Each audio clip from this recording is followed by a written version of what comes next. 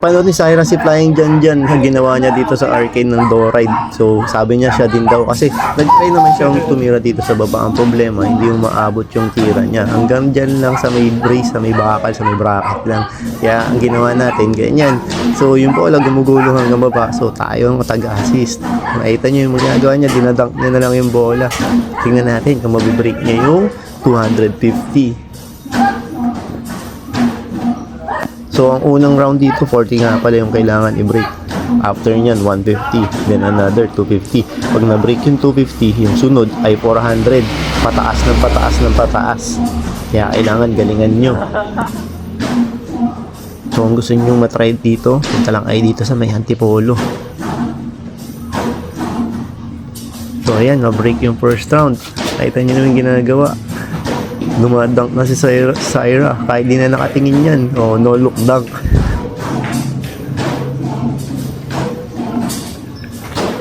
Yung bola nga palang gamit natin dito, official ball natin, yung junior PBL tuloy, yung Doride bola ng bayan.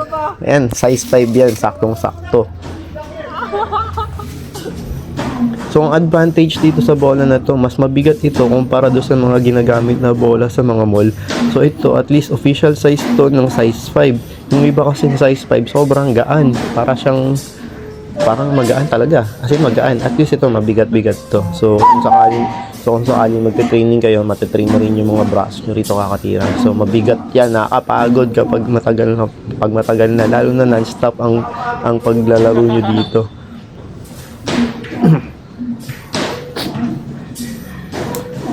So, 126, 18 seconds. 136, ayan. So, 3 points na.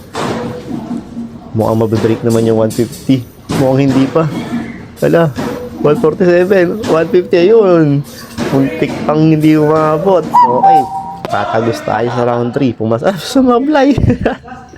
Mukhang may isang sablay na. Umupo na sa Syra pag unahin na. Straight, dire-diretso ulit.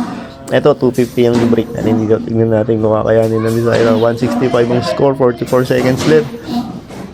Ayan, dumadunk yan, ha. Hindi ko sablay. Hindi ko pinapalambitinan sa kanya yung ring kasi para hindi masira. So, at least kahit pa paano, ma-maintain yung ring natin. Hindi agad siya bumigay. Mahirap kasi pag bumigay yan, pag lumuko na yan, papalit na tayo agad ulit.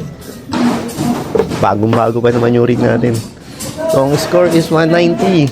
18 seconds. By 3 na to. By 3 points na. 202. Bilis, Syra! Bilis! Naku po, ako yung nataranta. Ala! Nabitawa ko na yung bola. Lagot tayo dyan. 217. Hindi tumagos sa 250. Mukhang mas mahirap pala talaga yung nandito sa malapit, no? Mas mabilis lahat, mas kayang i-break ata pag nandito talaga sa malayo. So, kailangan talaga mas tira bato ng bola. Okay. So, okay, try natin ulit sa susunod. Let's go! So, kung gusto nyo maglaro ng Doride Arcade, punta tayo dito sa Antipolo.